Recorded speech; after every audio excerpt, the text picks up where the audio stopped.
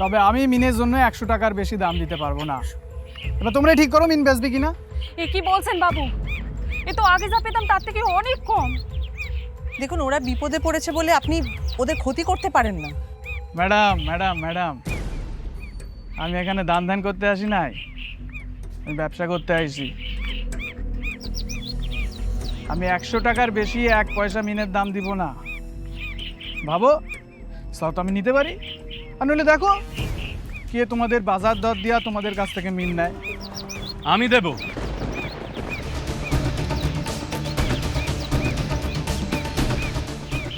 আমি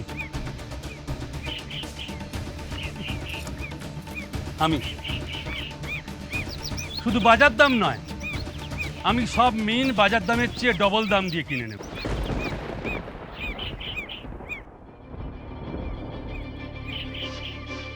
হ্যাঁ দাঁড়ান দাঁড়ান, ডবল দাম দিয়ে কেন? আপনি এখান থেকে 1 পয়সা দিয়ে নিয়ে যেতে পারবেন না, আমি দিব না। দেখুন মশাই, এটা খোলা বাজার, এখানে যে বেশি দাম দেবে ওরা তাকেই মিন বিক্রি করবে, কি তাই তো?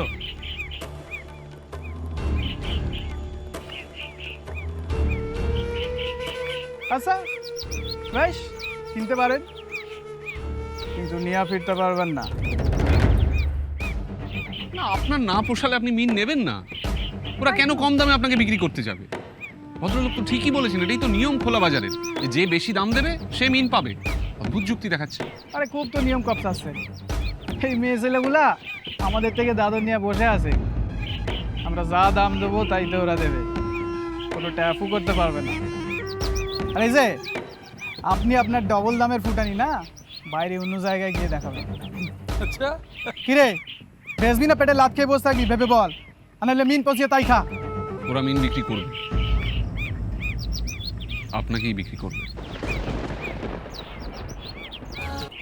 শুনেছিলাম আপনি বুদ্ধিমান, সত্যিই দেখছি তাই। শোনো, তোমরা ওই ভদ্রলোককে ডবল দামে মিন বিক্রি করতে পারবে না। তার চেয়ে বরং উনি যে দাম দিচ্ছেন তাতে ওনাকে মিন বিক্রি করে দাও। কুশ, আমরা কিন্তু এখানে এই জন্য আসিনি। সিচুয়েশন যেখানে যেরকম হয় সেটা সেরকম ভাবেই ফেস করতে হয়। তরিতা, তুমি বুঝতে পারছো না, কিছুতেই ওই ভদ্রলোককে ডবল দামে মিন বিক্রি করা যাবে না। আপনি মিন তুলে নিন, যাও তোমরা সব লাইন দিয়ে ওনাকে মিনগুলো দিয়ে দাও, যাও। কি হলো, দাঁড়িয়ে আছো? তরিতা প্লিজ, তরিতা, সব জায়গায় জেদ ভালো নয়। তরিতা প্লিজ দাঁড়ান।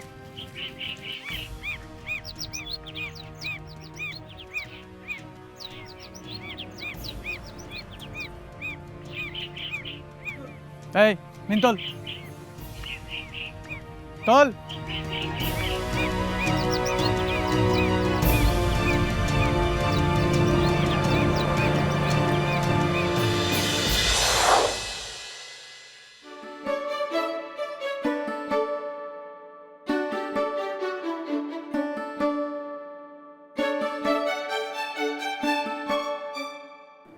ও বড়মা,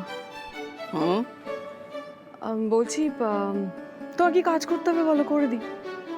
না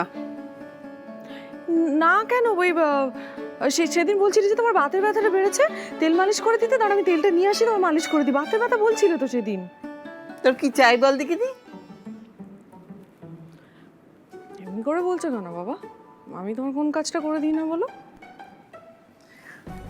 দেখ গোলাপি, আমার এই চুলগুলো না হাওয়ায় পাকেনি, বলে ফেল কি চাস। বলছি যে এই তো পথে এসো, বল বল বল। বলছি যে বড়মা, তুমি দিনক্ষণ কখন ঠিক করবে তাহলে? দিনক্ষণ? কিসের দিনক্ষণ? দিদি আর দাদাবাবুর বিয়ে। আবার কিসের বিয়ে? বিয়ে আবার কোত্থেকে পেলি? তুই বলবে না বলে এরকম করছো না? ও বড়মা, তুমি কেন এরকম করছো? বলো না, বলো না কবে ঠিক করবে। উফ, আমার মাথা আর খাস না। তোর বাবা, তুই বলবে না বলে এইসব করছো না? আমি বলি সে কবে থেকে আশা করে বসে আছি, দিদি আর দাদাবাবুর বিয়ে হবে, সাজবো গুজবো, মজা করবো, আনন্দ করবো। আহা, তাদের দুজনকে একসঙ্গে কি ভালো মানাবে। মা গো, তুই দেখো মা। তুই তখন থেকে কি আবল তাবল বকছিস বলতো? আনশান তুই কি ভেবেছো বলো তো? আমি কিছু বুঝি না।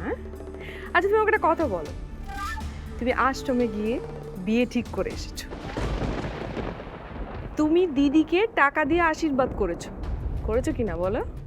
হ্যাঁ, আমি টাকা দিয়ে আশীর্বাদ করেছি, কিন্তু সেটা বিয়ের জন্য নয়। ঠাম্মা,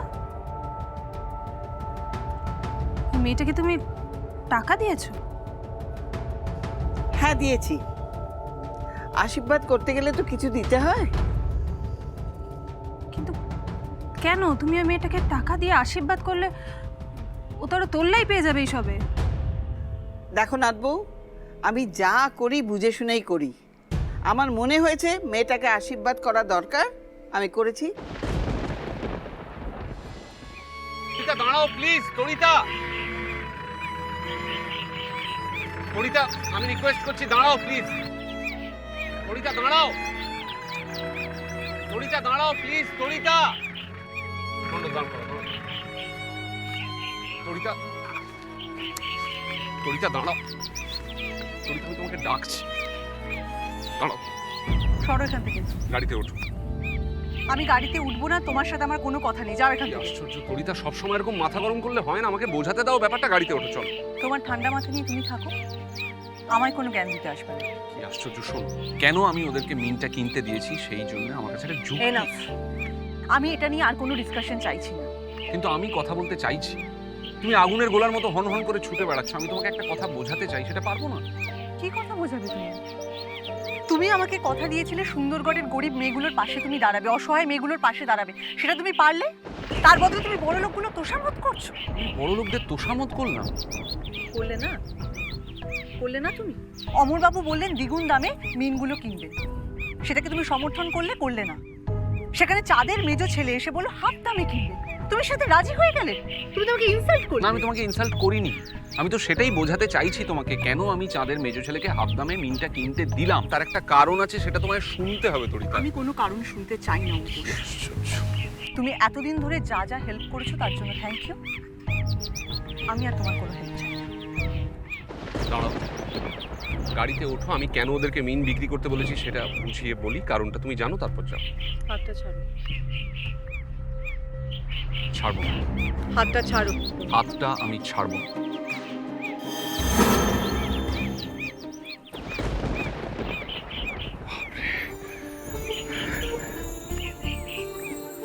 তোমাকে শেষবারের মতো বলছি, আমার থেকে তুমি দূরে থাকো। তোমার কোনো বুদ্ধির আমার দরকার নেই।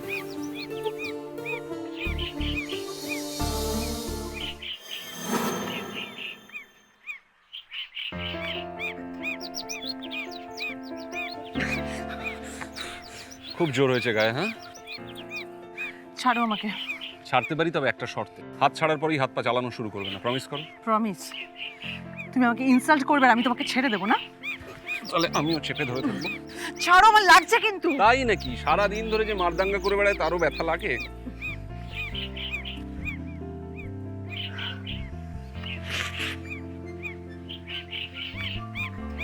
মিনের আড়াতে ওরকম করলে কেন? মিনের আড়তে কেন ওরকম করলাম সেটা তুমি নিজে একবার ভাবো তরিতা। সঙ্গে এটাও ভাবো যে মিত্তির বাড়ির বড় মা কেন ওই কথাটা তোমায় বলেছিল, যে সারা জীবন কুশের হাত ধরে থাকবে তরিতা। তরিতা, জীবনে একজন বন্ধুর দরকার হয়, যাকে ভরসা করা যায়, বিশ্বাস করা যায়। জীবনের সব লড়াই মাথা গরম করে, রেগে গিয়ে, জেদ করে জেতা যায় না। কখনো কখনো এমন আসে যখন মাথা ঠান্ডা রাখতে হয়। অনেক হোঁচট আসবে, বাধা আসবে, বিপত্তি আসবে। সেই সময় সেই বন্ধুর হাত ধরে থাকবে, ছাড়বে না, কখনো না, কোনো সংকটে না, আমৃত্যু না। প্লিজ তরিতা।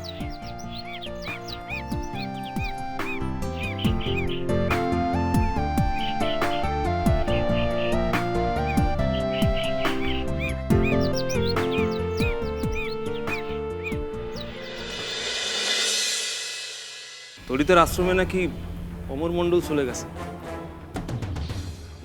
আরে শালা, অমর মণ্ডল যদি গিয়ে তরিতার সাথে মিশে যায় তাহলে তো মুশকিল হয়। কাল আপনি মিন কিনতে আসুন, আমি কথা দিচ্ছি আপনাকে খালি হাতে ফিরতে হবে না।